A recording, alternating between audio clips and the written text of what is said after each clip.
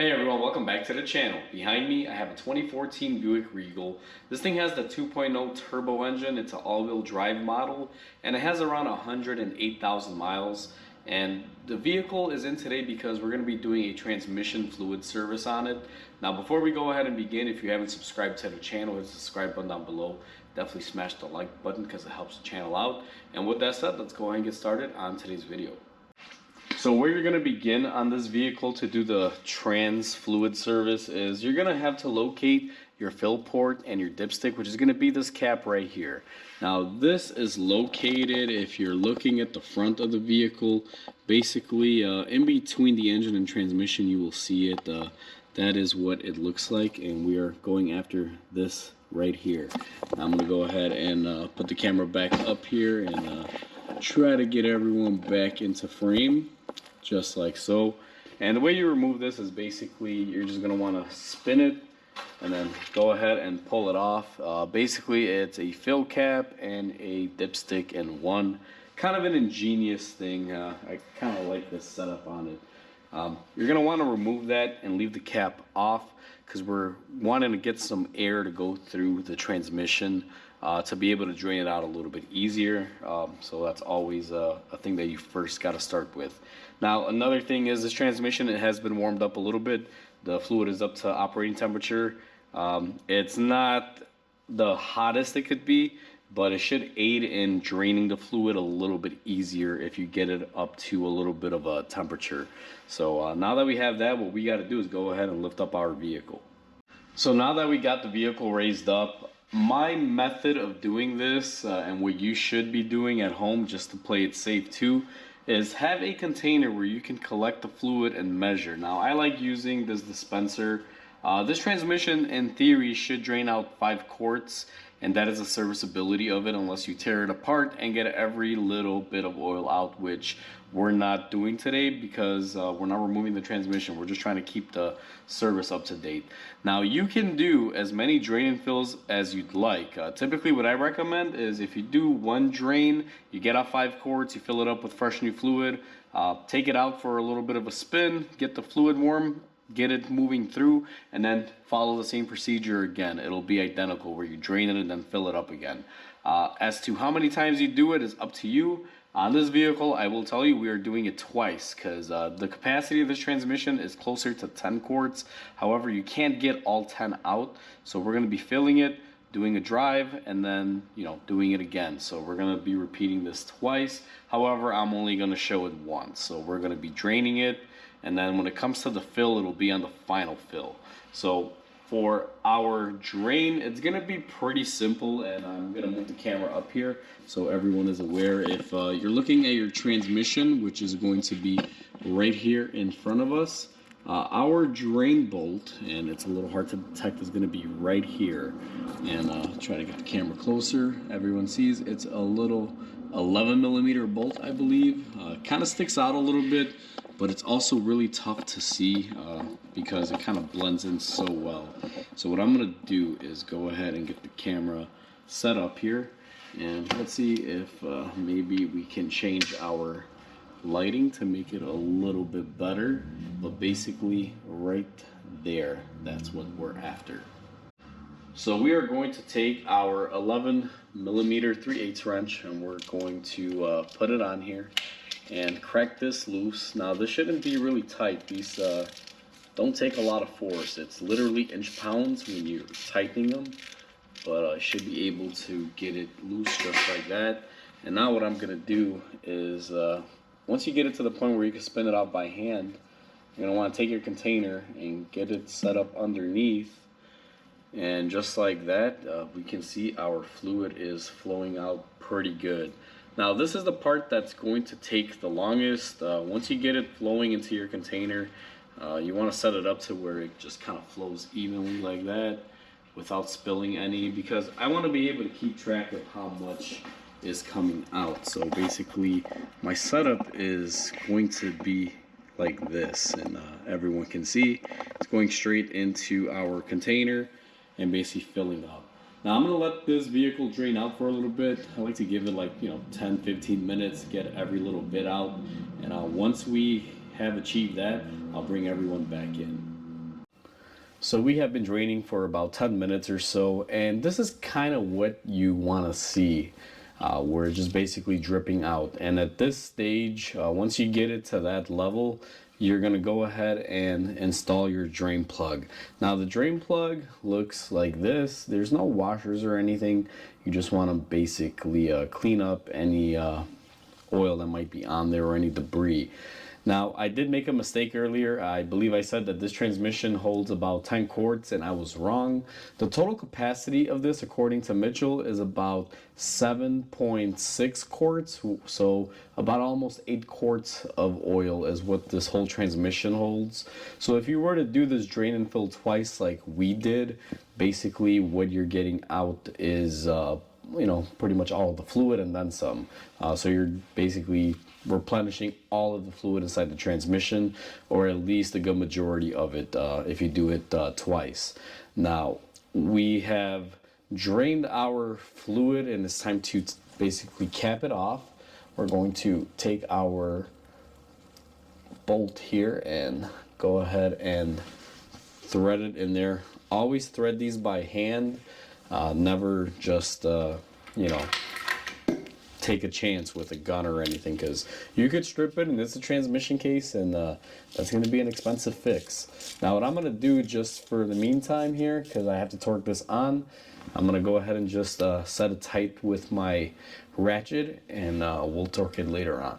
So we went ahead and we got our drain plug tightened up. What we're going to do next is take some brake cleaner and clean it off.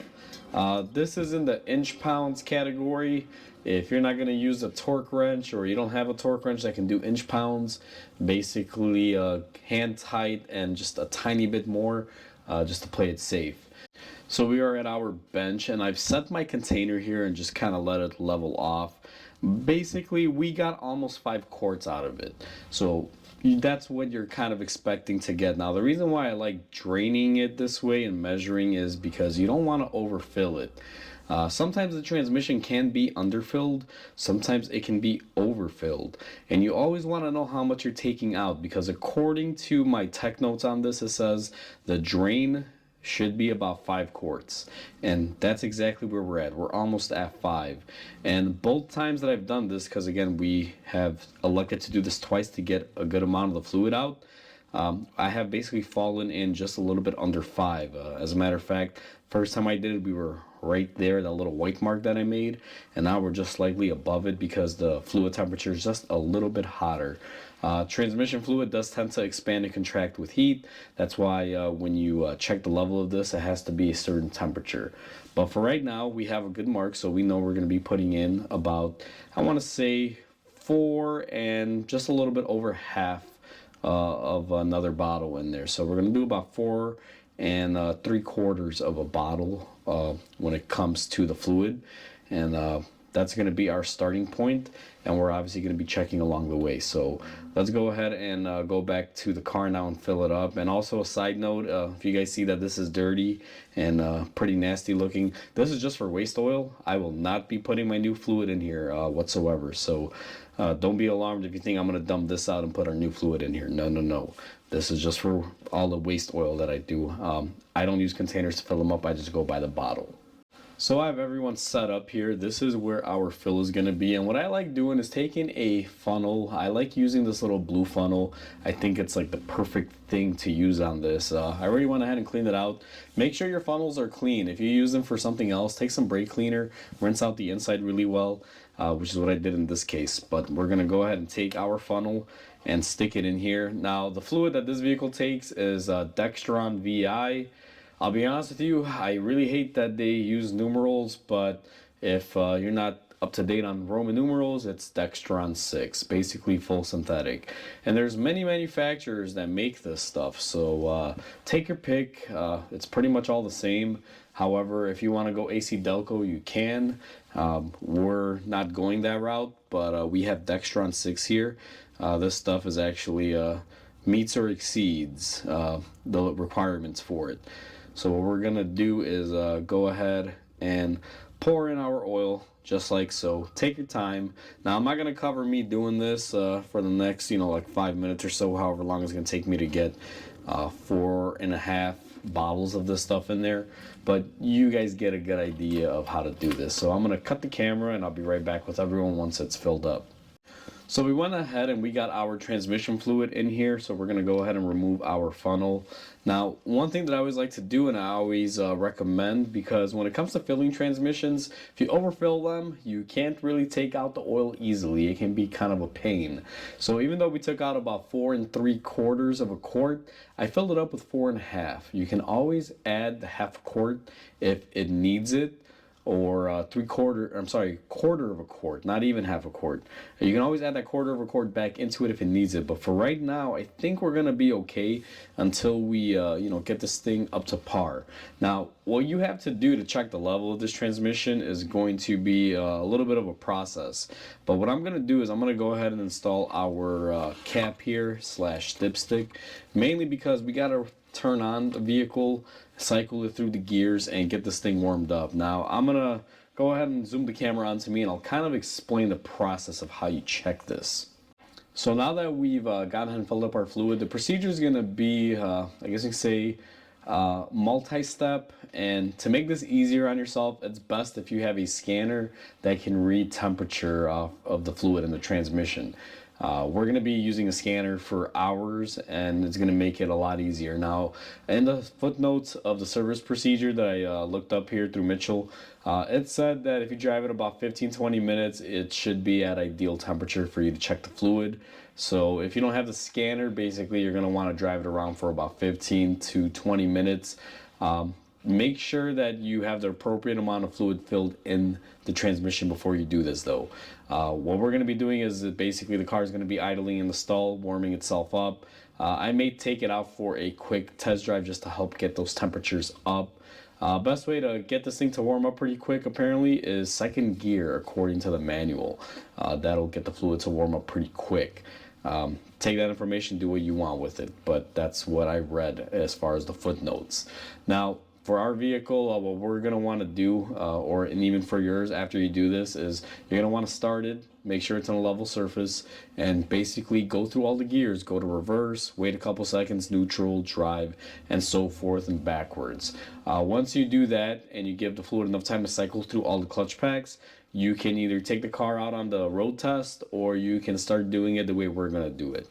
Now, I'm going to hook up my scanner, but the procedure is basically you want to get the temperature of the transmission up to 180 degrees Fahrenheit, and with the engine running, the vehicle in park in a level area, meaning the car is sitting level, not on the lift at an angle or anything, level floor.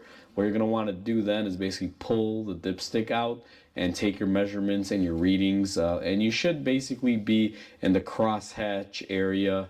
That should be in the hot region. Now, it does make a note on there that it says you don't have to get it all the way up to the last crosshair on the hatch there. Basically, if you're within an acceptable range, you don't have to have it all the way to the top. My experience is always best to kind of leave it just a little bit below that, give the fluid a little bit of room for expansion. Even though you're warming it up and it's already expanding, you never know. Just play it safe. So if you're just a little bit off the high mark on the crosshairs, I wouldn't worry too much about it. If you're basically not registering on your dipstick, or towards the beginning of it, that's when you would want to add some fluid. So before we go ahead and run the car and check our fluid level, getting it up to operating temperature, I want to show everyone the dipstick. Now, this dipstick, depending on what kind of a dipstick it is, if it's original or not. Now, I don't know how well the camera's going to pick it up. I don't know if you guys will see it, but it says on this side, see how it says check hot? Hopefully the camera can get that. And if you flip it over, it'll just say min max. Basically, they are the same score marks. I don't see them being any different. So don't get confused by that. Basically, the way I like to check it is basically use the min max side. That check hot side, I've looked at the hash marks. They're pretty much identical. They're just a little bit less of them because it says check hot. But I like using the minimum maximum side as a side note. And basically, you don't want to overfill these transmissions. If you're only like one line below the full mark, leave it be. You don't want to get these things all the way to the max hot, because if there's any more expansion, let's say in the off chance it overheats a little bit on a really hot day, you want to have a little bit of room. Even in Mitchell it says you don't necessarily have to be right up on that mark. If you're one cross hatch mark down, it's perfectly fine. So, just a little side note of that. Now what we're going to do is go ahead and, start the car and check our oil once we reach operating temperature. So our vehicle has been running. We have achieved our temperature. What you're going to want to do is go ahead and unscrew your dipstick here. And you're going to go ahead and just wipe it off. You don't want to take the initial reading. Make sure you wipe it off.